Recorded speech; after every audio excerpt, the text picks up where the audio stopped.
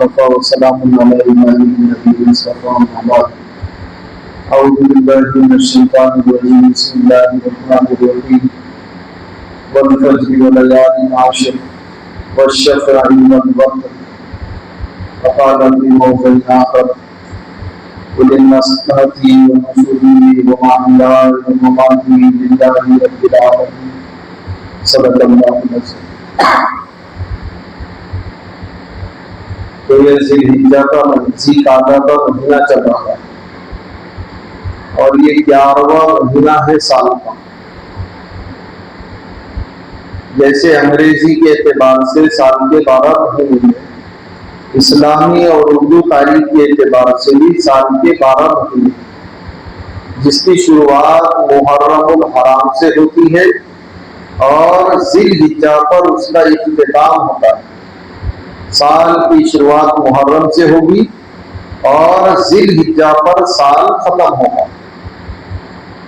پھر ان 12 مہینوں میں سے 4 مہینے حرمت والے، ایک تو جو مہینہ چل رہا ہے جس کی آج کی 27 تاریخ ہے ذی القعدہ، پھر اس کے بعد میں ایک مہینہ آئے گا ذی الحجہ، اور اس کے بعد ایک مہینہ آئے گا محرم الحرام۔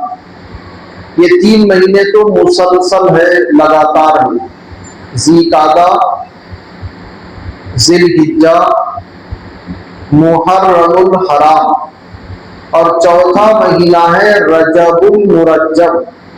یہ 4 مہینے حرمت والے، قابل احترام۔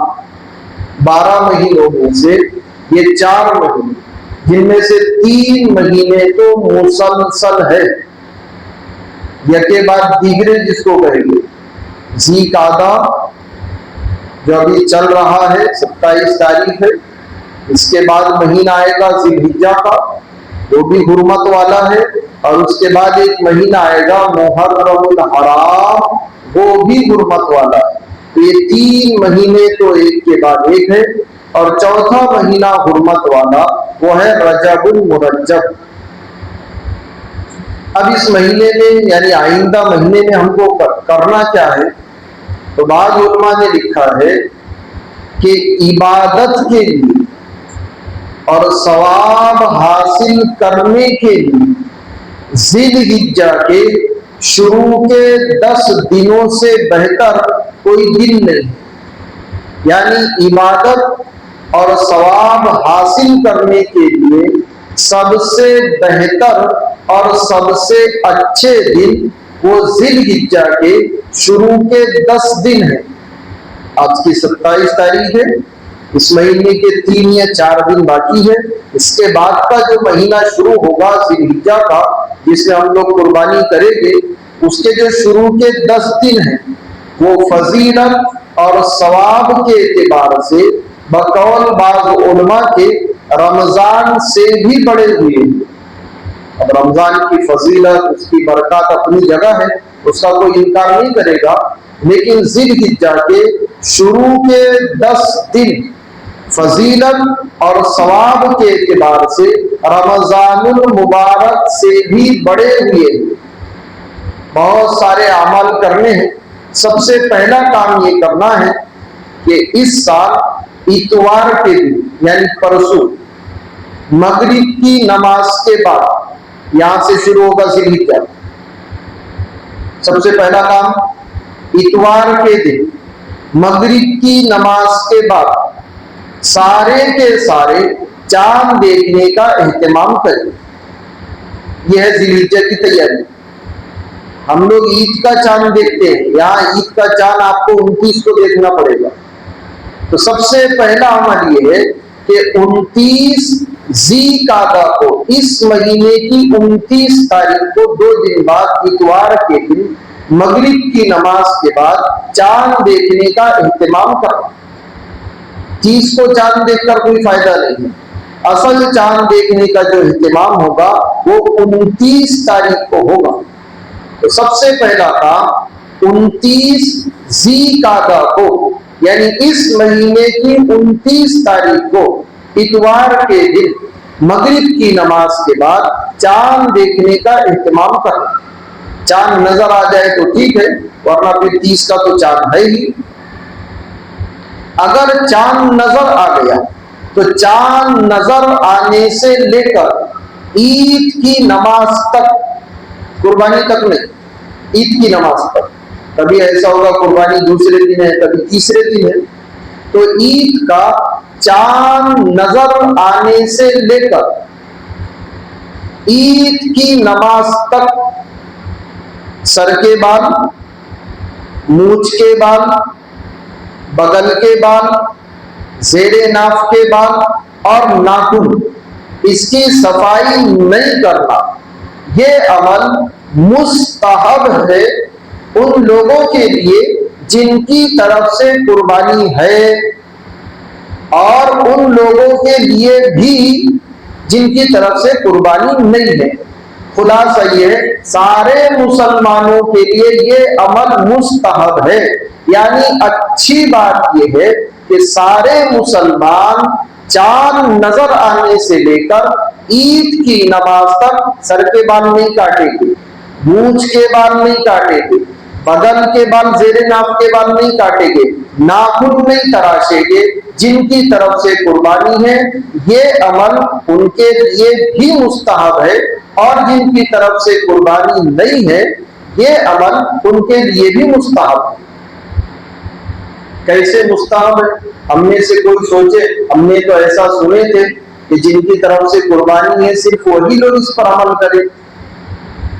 نبی صلی اللہ علیہ وسلم نے ایک مرتبہ قربانی کی بہت فضیلت بیان کی، بہت فضیلت۔ مجمع میں ایک غریب صحابی کھڑے ہوئے، قربانی کی جب فضیلت سنی تو قربانی کرنے کا جذبہ پیدا ہو گیا، کھڑے ہو کر کہنے لگے، اے اللہ کے نبی صلی اللہ علیہ وسلم، میرا بھی دل چاہتا ہے کہ میں قربانی کروں، لیکن میرے پاس کچھ نہیں ہے، اپنی زبان میں کہہ کے پھوٹی کوڑی نہیں، البتہ میرے پاس ایک اونٹنی ہے، اور وہ اونٹنی کا مالک میں نہیں ہوں، میرا پڑوسی ہے، میرے پڑوسی نے اونٹنی مجھے دودھ استعمال کرنے کے لیے دی ہے، اونٹنی اس کی ہے، دودھ میں استعمال کرتا ہوں، اونٹنی کا مالک تو کوئی اور ہے، کیا میں اس کو ذبح کر لوں؟ مالک وہ ہے، دودھ میں استعمال کرتا ہوں، کیا میں اس اونٹنی کو ذبح کر لوں؟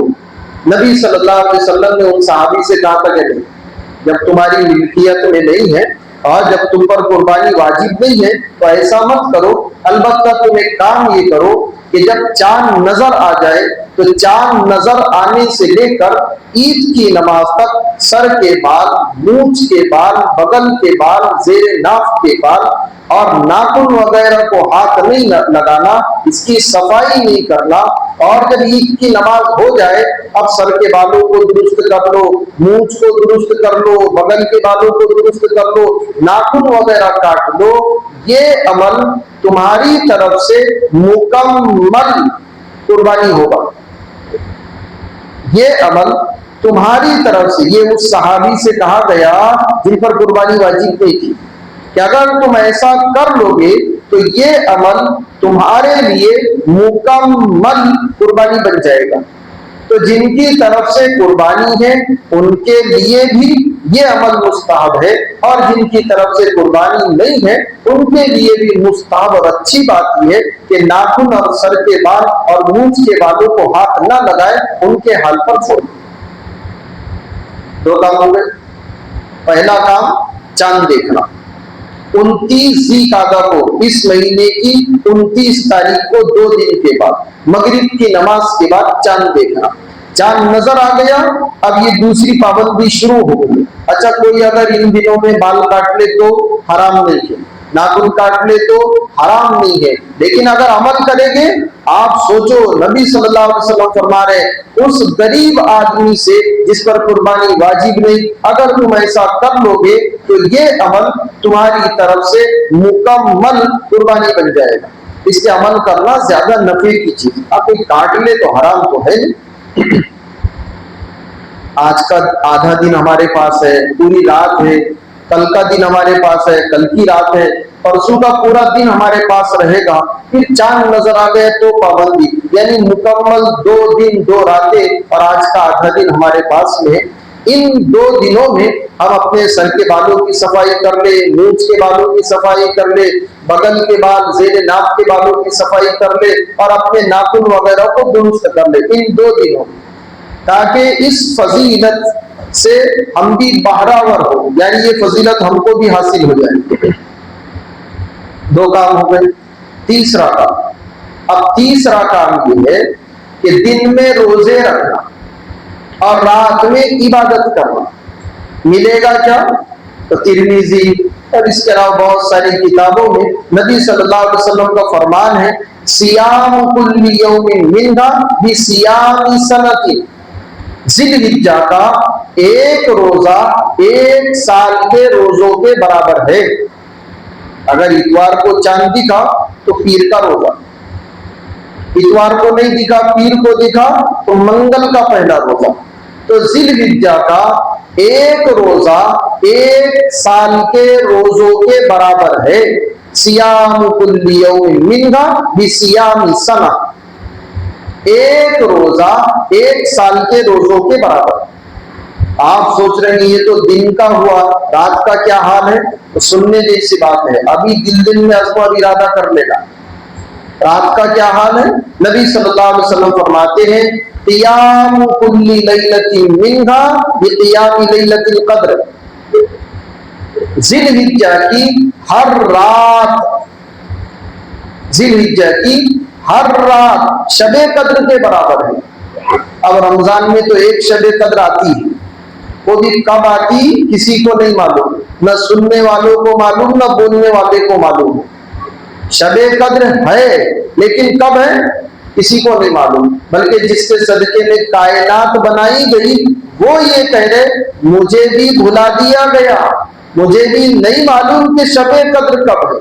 पता ये चला अल्लाह के अलावा शबे कद्र कब है किसी को नहीं मालूम, और वो भी साल में एक बार, रमजानुल मुबारक में आखिरी अशरे में ताक रातों में, लेकिन कब है नहीं मालूम। और ये जो 10 रातें हैं इनमें से हर रात शबे कद्र के बराबर है। इसलिए हम तो अभी से नियत कर ले कि इन रातों में इंशाल्लाह खूब इबादत करेंगे। कम से कम आखिरी दर्जा ईशा की नमाज और फजर की नमाज जमाअत से हो जाए, दूसरा दर्जा ईशा की नमाज और फजर की नमाज जमाअत से पढ़कर सोने से पहले पहले चंद रकातें पढ़कर सो जाए, ताकि ये फजीलत में हमारा शुमार हो जाए। तो दूसरा काम रोजे रखना, दिन में रोजा रखना, रात में इबादत करना। कितने रोजे रखना? तो ये कुल 9 रोजे हैं, 9 रोजे, जिनमें से शुरू के 8 रोजे मुस्तहब है, शुरू के 8 रोजे नफिल है, और 9वां रोजा जिसको हम अरफे का रोजा कहते हैं, 9वीं जिलहिज्जा का रोजा, अरफे का रोजा मसनून और सुन्नत है।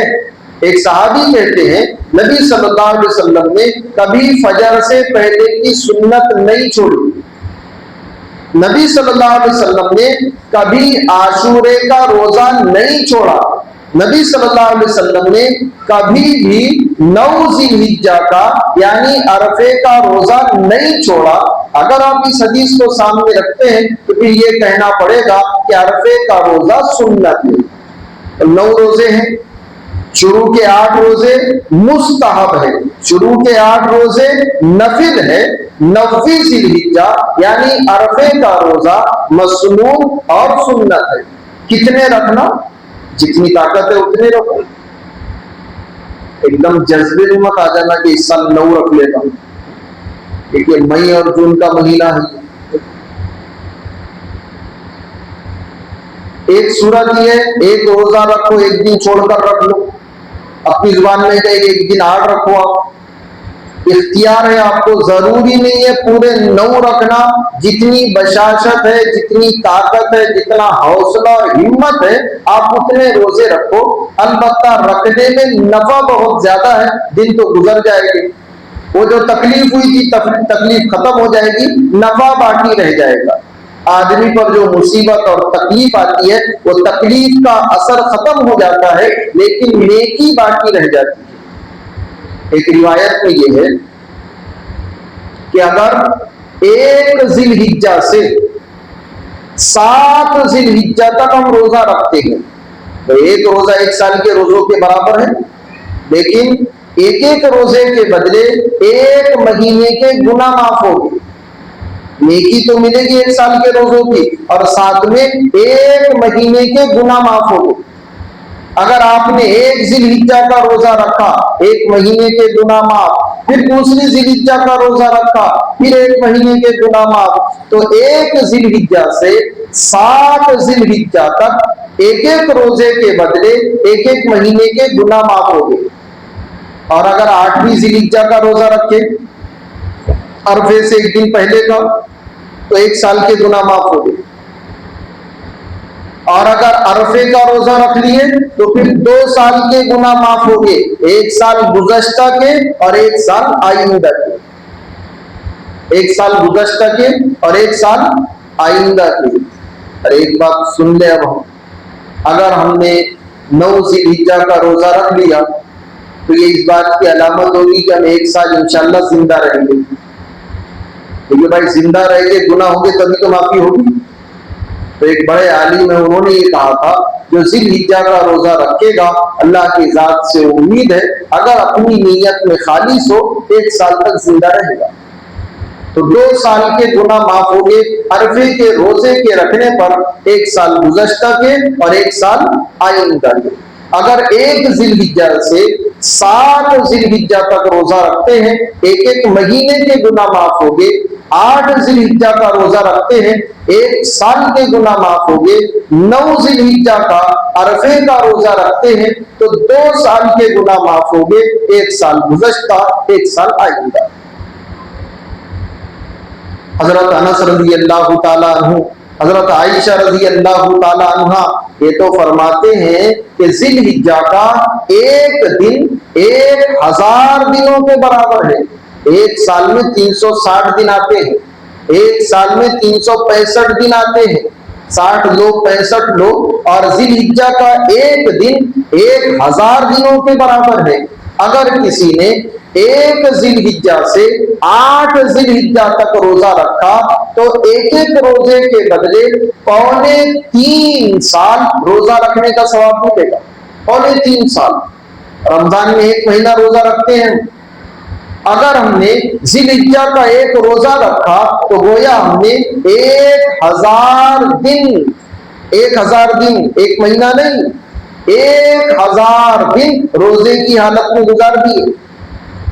اور عرفے کا روزہ اس کے تو کیا کہنے، عرفے کے روزے کے حضرت انس رضی اللہ تعالیٰ عنہ فرماتے ہیں عرفے کا 1 دن 10,000 دنوں کے برابر ہے۔ اگر کسی نے عرفے کا صرف 1 روزہ رکھا 1 روزہ تو گویا اس نے 10,000 دن 10,000 دن روزے کی حالت میں گزار دیے۔ کون رکھے گا 10,000؟ 30 دن کے تو روزے کیسے رکھتے ہیں ہم لوگ؟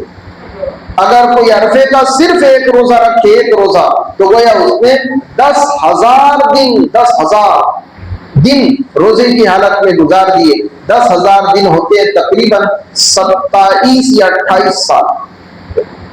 عرفے کا 1 روزہ صرف 1 تو ایسا ہے جیسے ہم نے 27 یا 28 سال مسلسل روزے کی حالت میں گزار دیے۔ کتنے رکھنا؟ 9 روزے ہیں، 9 میں سے آپ کو جتنے رکھنا ہے اتنے رکھو۔ اگر اتوار کو چاند نظر آیا پیر کا پہلا روزہ رہے گا، اگر اتوار کو چاند نظر نہیں آیا منگل کا پہلا روزہ رہے گا۔ اب منگل سے لے کر منگل اور بدھ، منگل 8 اور بدھ کا عرفہ آئے گا پھر۔ تو اب ان 9 دنوں میں آپ کو جتنے روزہ رکھنا ہے اتنے رکھو۔ کوئی سوچے کہ بھائی مجھے 3 رکھنا ہے تو یہ رائے ہے، جیسے آپ کو رکھنا ہے ویسے رکھ لینا۔ اگر کسی نے طے کیا کہ مجھے ذی الحجہ کے 3 روزے رکھنا ہے تو 7 8 9 یہ 3 روزے، پیر منگل بدھ 3 رکھو۔ اگر کسی نے یہ طے کیا کہ مجھے 2 رکھنا ہے تو 8 اور 9 کا رکھنا، عرفے کا رکھنا اور عرفے سے 1 دن پہلے کا رکھنا۔ اور اگر کسی نے یہ طے کیا مجھے تو بس 1 روزہ رکھنا ہے، 1 روزہ، تو ان سے یہ کہو اگر 1 رکھنا ہے تو صرف عرفے کا رکھنا۔ روزہ رکھنے میں نفع بہت زیادہ ہے، بہت زیادہ، اور ویسا بھی اس زمانے میں کام تو کچھ ہے نہیں ہمارے پاس میں کھیتی باڑی کے لیے۔ اگر سہولت ہے آپ روزہ رکھ لیں، اگر سہولت، چلو کوئی مصیبت ہے، پریشانی ہے، کوئی بیماری ہے، اگر کوئی روزہ چھوڑ دیتا ہے تو مجرم اور گناہ گار تو نہیں ہوگا، لیکن جو لوگ سہولت سے روزہ رکھ سکتے ہیں انہوں نے ان دنوں میں روزہ رکھنا چاہیے۔ ایک بزرگ گزرے ہمارے، انہوں نے اپنی کتاب میں لکھا ہے ہفتے کے 7 دن ہیں، 7 دنوں میں سب سے اچھا دن جمعہ کا دن، 7 دنوں میں سب سے اچھا دن جمعہ کا دن۔ یہ بات الگ ہے کہ ہمارے یہاں شادی کے لیے اتوار کا دن ڈھونڈا جاتا ہے، ہمارے نزدیک تو سب سے اچھا دن اتوار کا ہے، تو سب سے اچھا دن جمعہ کا دن، اور پورے سال میں سب سے اچھا دن عرفے کا دن۔ سوچو آپ، ہفتے میں سب سے اچھا دن جمعہ کا، پورے سال میں سب سے اچھا دن عرفے کا، اور پورے سال میں سب سے اچھے، اب اچھا نہیں، پورے سال میں سب سے اچھے دن ذی الحجہ کے شروع کے 10 دن۔ اچھا یہ جو 10 دن آئیں گے نا اس میں جمعہ بھی آئے گا، کئی مرتبہ اس میں 2 جمعے آتے ہیں، یہ بات الگ ہے کہ اس سال 1 جمعہ آئے گا، ورنہ کئی مرتبہ ذی الحجہ کے 10 دنوں میں 2 جمعے آتے ہیں۔ تو ایک تو جمعہ آئے گا، دوسرا عرفہ بھی اسی میں آئے گا، اور تیسرے وہ شروع کے 10 دن۔ اللہ کلام پاک میں فرماتے ہیں والفجر، قسم ہے فجر کے نماز کی، ولیال عشر، اور قسم ہے ذی الحجہ کے شروع کے 10 راتوں کی۔ اب اگلا جو مہینہ آئے گا اس کی شروع کی 10 راتوں کی اللہ نے قسمیں کھائی ہے، والشفعی، اور قسم ہے بقرعید کے دن کی، والوتر، اور قسم ہے عرفے کے دن کی۔ اب جس چیز کی اللہ قسمیں کھائے کیا کہنے اس کی فضیلت کے اور کیا کہنے اس کے درجے اور مقام کے۔ والفجر، قسم ہے فجر کی، ولیال عشر، اور قسم ہے ذی الحجہ کے شروع کے 10 دنوں کی، والشفعی، اور قسم ہے بقرعید کے دن کی، والوتر، اور قسم ہے عرفے کے دن کی۔ تو گزارش یہ ہے کہ دن بھی بہت مبارک ہے اور راتیں بھی بہت مبارک ہے، اس کو کہتے ہیں روشن دن، منور راتیں، دن بھی اعلیٰ ہے، راتیں بھی بہت اعلیٰ ہے، اس لیے جتنا ہو سکے ان دنوں اور راتوں کو قیمتی بنا کر اپنے زندگی کے اندر روحانیت اور نورانیت پیدا کریں۔ 9 ذی الحجہ آ گئی، اب 9 ذی الحجہ کو ہم کو کیا کرنا ہے؟ تو پہلا کام 9 ذی الحجہ کو 9ویں ذی الحجہ کی فجر سے 13ویں ذی الحجہ کی عصر تک، 9ویں ذی الحجہ کی فجر سے، اگر اتوار کو چاند نہیں دکھا، پیر کو اگر چاند دکھتا ہے تو منگل کی پہلی تاریخ رہے گی، تو پھر عرفہ آئے گا بدھ کا، جمعرات عید آئے گی، تو 9ویں ذی الحجہ کی فجر سے 13ویں ذی الحجہ کی عصر تک، عید کا 1 دن پہلا اور عید کے 3 دن بعد، 9ویں ذی الحجہ کی فجر سے 13ویں ذی الحجہ کی عصر تک ہر فرض نماز کے بعد ایک بار مرد بلند آواز سے اور عورتیں دھیمی آواز سے تکبیر تشریق پڑھے۔ یہ تکبیر پڑھنا واجب ہے، ابھی ہمارے پاس 10-11 دن باقی ہے، یہ تکبیر یاد کرنی ہے ہم کو۔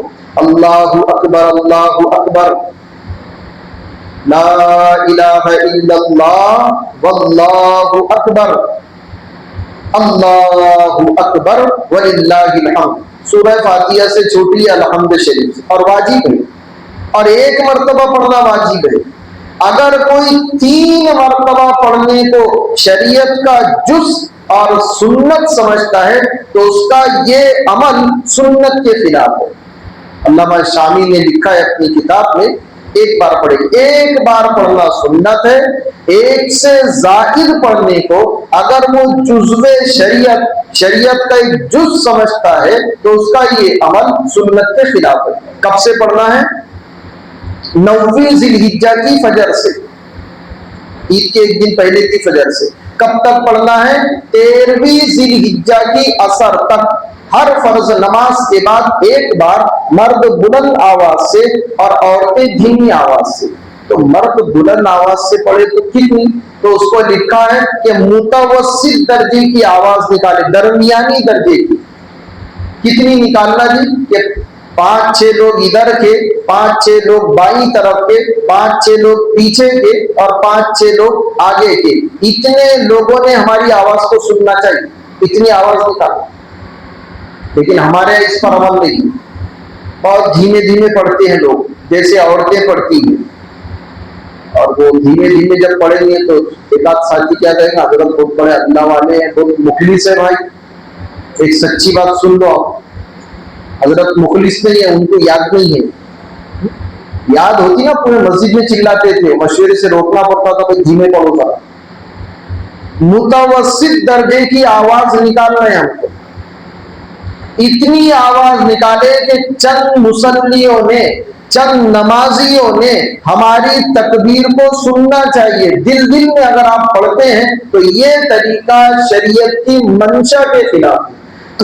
تو مرد حضرات تکبیر تشریق تھوڑا بلند آواز سے پڑھے، عورتیں دھیمی اور پست آواز میں پڑھے۔ اب مرد کیسے پڑھے؟ تو پہلا جب دن ہوتا ہے وہ دیکھنے کے لائق رہتا ہے۔ تو 9 ذی الحجہ کی جو فجر ہوگی تو منظر بڑا عجیب ہوتا ہے۔ بعض لوگ بس ابھی امام صاحب نے دوسرا سلام شروع کیے اور یہ تکبیر پڑھنا شروع کر دیتے، تاکہ معلوم ہونا چاہیے کہ دیکھو میرے کو یاد تھی، آج سے شروع کرنا پڑتا۔ بھائی ذرا سا دم تو دو، پہلے امام کو دونوں طرف سلام پھیرنے دو، اس کے بعد تکبیر پڑھو۔ اگر امام کے دونوں سلام مکمل نہیں ہوئے اور آپ نے تکبیر پڑھنا شروع کر دیے، یہ عمل آپ کا لغو کہلائے گا، فضول۔ امام دونوں طرف اطمینان سے سلام پھیرے، آپ دونوں طرف اطمینان سے سلام پھیرو، اس کے بعد میں تکبیر تشریق شروع ہو، دونوں طرف سلام پھیرنے کے بعد۔ اچھا مردوں کا یہ حال ہے، ہم جماعت سے نماز پڑھتے ہیں، سب بھول گئے، پورے مسجد میں امام بھولا، مؤذن بھولا، سارے بھول گئے۔ پوری مسجد میں اگر ایک ساتھی بھی زور سے پڑھ لے، سب کو یاد آ جائے گا، سب پڑھ لیں گے۔ عورتیں گھروں میں نماز اکیلی پڑھتی ہیں، اور یہ تکبیر بھی اس کو آہستہ پڑھنا ہے۔ وہ اگر تکبیر پڑھنا بھول گئی تو اس کو کون یاد دلائے گا؟ اس کو کون یاد دلائے گا؟ اس لیے اب آپ کی ذمہ داری یہ ہے، ہم جائزہ لیں گے نا گھر پہ جا کے عورتوں کا، تو کتنی عورتیں ایسی ہیں جو ان ایام میں تکبیر تشریق نہیں پڑھتی، یاد ہی نہیں۔ تو اس کی صورت یہ ہے، آپ ایک کاغذ پر عربی میں یا ہندی میں یہ تکبیر لکھو اور دائیں یا بائیں اس کاغذ کو چپکا دو، آپ بالکل سامنے نہیں جہاں عورتیں سجدہ کرتی نا، ورنہ نماز میں یاد کرنے کی بیچارہ، تو دائیں یا بائیں آپ اس کاغذ کو چپکا دو، یا بچوں کی جو تختیاں ہوتی ہے اس تختیوں پر لکھو اور اس کو لٹکا دو، تاکہ نماز سے فارغ ہونے کے بعد جب اس کی نگاہ پڑے اس کو یاد آ جائے اور واجب کے چھوڑنے کے گناہ سے بچ جائے۔ ورنہ نہیں، عورتوں کے بہت برے حال ہے۔ ایک صورت یہ ہے کہ آپ اجتماعی طور پر ایسا نظم بناؤ کہ ہمارے گاؤں میں، محلہ نہیں، ہمارے گاؤں میں، محلے میں کوئی گھر ایسا باقی نہ رہے جس گھر میں آپ نے تکبیر تشریق کی پرچی نہ پہنچائی۔ شروع میں جب ہم نے وہ مسئلہ بتایا تو بڑا اعتراض ہوا، کون سا جی؟ یہ جو رمضان میں ہم لوگ تراویح کی نماز میں 4 رکعت کے بعد جو تسبیح پڑھتے ہیں وہ واجب نہیں ہے، سنت نہیں ہے، فرض نہیں ہے۔ آپ صرف اتنا کہہ سکتے کہ 4 رکعت کے بعد اس تسبیح کا پڑھنا اچھی بات ہے، بس اتنا کہہ سکتے، صرف اچھی بات ہے۔ لیکن آپ اپنے یہاں تو نہیں ایسا، لیکن آپ اگر دیکھیں گے تو ہر مسجد میں آپ کو وہ تراویح کی تسبیح ملے گی، سبحان ذی الملک والملکوت، عربی میں بھی ہندی میں بھی۔ اس تسبیح کا پڑھنا فرض نہیں ہے، واجب نہیں ہے، سنت بھی نہیں ہے، ہر مسجد میں اور بڑے بڑے الفاظ میں لکھی ہوئی آپ کو ملے گی۔ اور تکبیر تشریق واجب ہے، آپ کو نہ کسی مسجد میں ملے گی نہ ہمارے گھروں میں ملے گی۔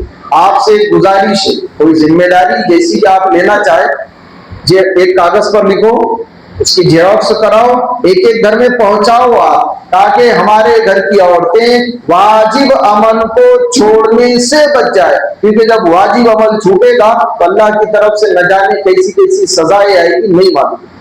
تو مرد تو جماعت سے پڑھتے ہیں، پورے مسجد میں اگر ایک نے بھی زور سے پڑھ لیا سب کو یاد آ جائے گا، سب پڑھ لیں گے۔ عورتیں اکیلی نماز پڑھتی ہے، پھر تکبیر بھی آہستہ پڑھتی ہے، کیسے معلوم ہوگا اس نے تکبیر پڑھی نہیں پڑھی؟ اس کے ایک کاغذ پر لکھ کر جیروکس کرے، پورے گاؤں میں کوئی گھر ایسا نہ بچے، کوئی گھر ایسا نہ بچے جہاں تکبیر تشریق کا یہ کاغذ نہ پہنچے۔ ہم لوگ پہلے سلام پھیرتے ہیں، پھر ہاتھ سر پہ، یا قویو، بعض لوگ آنکھوں پر یا نورو، ابھی نورو کو بھی ایک طرف رکھو، کبھی کو بھی تھوڑا سا ایک طرف رکھو۔ سلام پھیرنے کے بعد سب سے پہلا کام تکبیر تشریق پڑھنا، سارے وظائف بعد میں، سارے معمولات آپ کے بعد میں، سب سے پہلا کام جب آپ دونوں طرف اطمینان سے سلام پھیر لو تو تکبیر تشریق پڑھے، ایک بار پڑھنا ہے، 9ویں ذی الحجہ کی فجر سے 13ویں ذی الحجہ کی عصر تک۔ پھر عید کا دن آئے گا، آپ سوچ رہے ہیں عید کی ابھی تو دوسرا جمعہ آئے گا، لیکن دوسرے جمعے میں چونکہ ہم نہیں رہیں گے، نظام الدین میں جوڑ ہے، پورے ہندوستان کے جتنے علماء ہیں جن کے دوسرا سال لگے یا تیسرا سال لگا، یہ سارے علماء کو آئندہ جمعہ اور سنیچر کو نظام الدین میں جوڑا گیا ہے، اور جن کا پہلا سال لگا ان میں ہر ضلع سے 4 لوگ، تو 4 میں ایک ہمارا نام ہے۔ تو خیر، اب کل کی عید تو آج کی رات، اس رات کے تو کیا کہنے، حدیث رمضان میں بھی یہ بات بتائی گئی تھی کہ جو آدمی دونوں عیدوں کی راتوں میں عبادت کرے گا، کل کی عید تو آج کی رات، جو آدمی دونوں عیدوں کی راتوں میں عبادت کرے گا، اللہ تعالیٰ اس کو سوء خاتمے سے بچا لیں گے، بری موت سے بچا لیں گے، اپنے ناراضگی والی موت سے اس کو بچا لیں گے، اللہ اس کو حسن خاتمے کی توفیق دے گے، یعنی ایسی موت جو اللہ کی رضا کا ذریعہ بنے۔ اس لیے عید کی کل کی عید رہے گی، آج کی رات ہم عبادت کا خوب اہتمام کریں، جو بھی عبادت ہے آپ کو کرنا ہے۔ عید کا دن آ گیا تو چونکہ یہ عید رمضان کے عید کے مقابلے میں تھوڑا جلدی ہوتی ہے کیونکہ قربانی کے مسائل رہیں گے۔ عید کی نماز کو گزشتہ بھی یہ بات بتائی گئی کہ عیدگاہ میں پڑھنا یہ اولا ہے، بہتر ہے، افضل ہے، مسنون ہے، سنت ہے، نبی صلی اللہ علیہ وسلم کی خصوصی صفت ہے، بہت سارے یعنی حدیث میں اس کو متوارثہ کا، سنت متوارثہ۔ جب ہم لوگ عیدگاہ جائے تو یہ تکبیر پڑھتے تھوڑا بلند آواز سے تکبیر تشریق پڑھتے ہوئے جائے، ایک راستے سے جانا دوسرے راستے سے واپس آنا۔ عید کی نماز کے بعد میں پھر قربانی کا عمل ہوگا، قربانی اپنے ہاتھ سے جانور ذبح کرنا، اپنے آپ یہ بات نہیں ہے، ورنہ بعض علاقوں میں آپ دیکھو تو امام صاحب عید کے دن عید کی نماز سے آئے، بس لنگی لگی حضرت کو اور کپڑوں پر داغ کو ایسا لگتے جیسے بہت بڑے دادا ہے، کتنوں کے مرڈر کر کے آئے نہیں معلوم، کلر خون اور چھری لے کر گھوم رہے گاؤں میں۔ یہ طریقہ نہیں، ہم اپنے جانور کو اپنے ہاتھوں ذبح کریں۔ بعض مرتبہ ہم یہ سوچتے ہیں بھائی وہ ذبح کرنے کی دعا بہت دھیان سے سننا، صرف اتنا کہنا ہے بسم اللہ اللہ اکبر، ختم ہو گئی دعا۔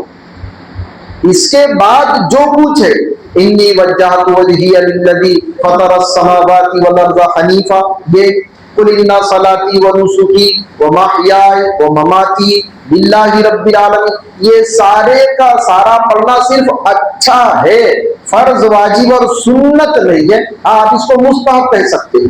تو جانور جب ذبح کریں گے تو یہ کہیں گے بسم اللہ اللہ اکبر۔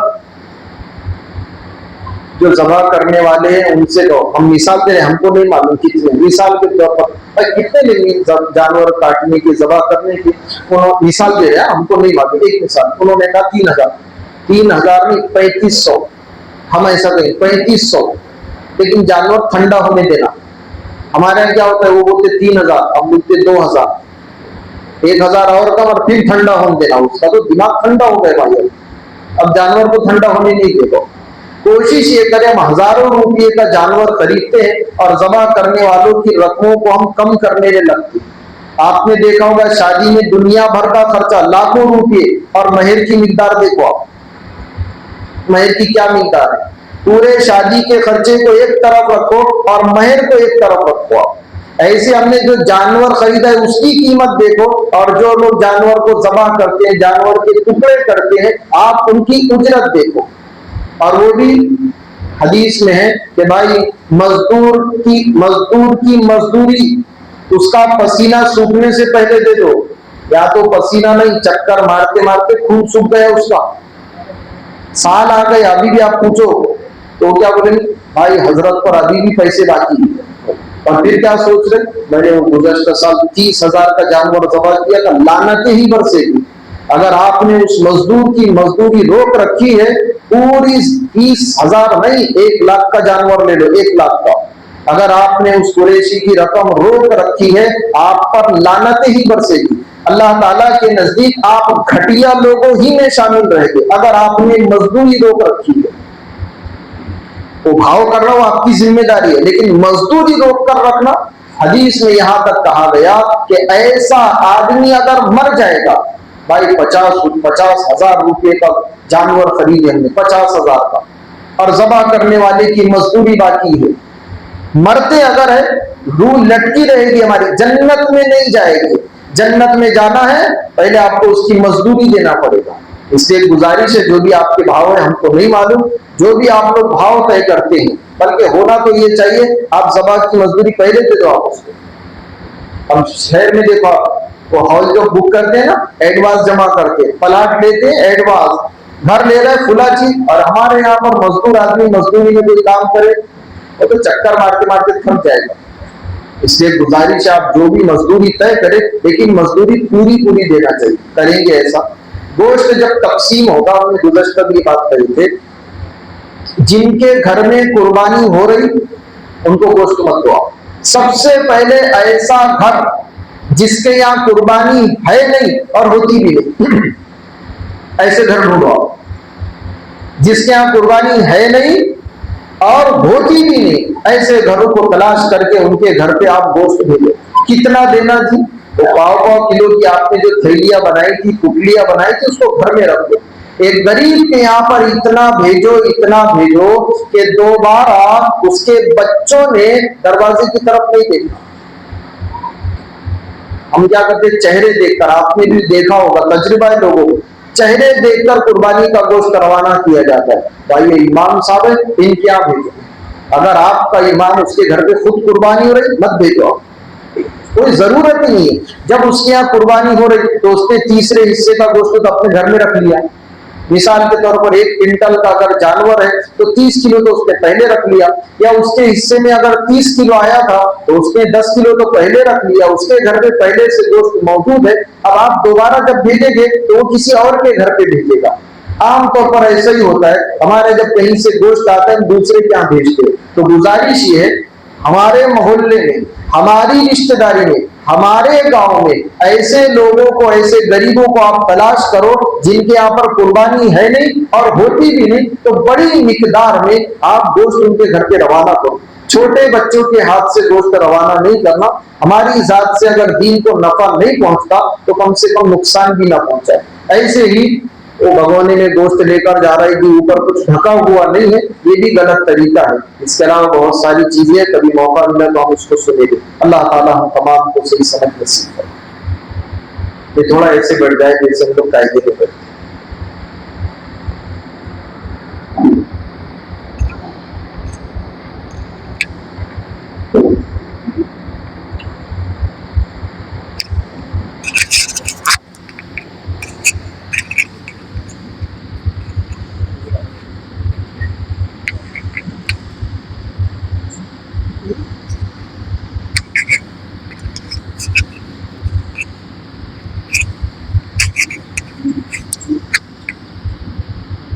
طرح قربانی کے جانوروں کے متعلق ایک بات یہ کہی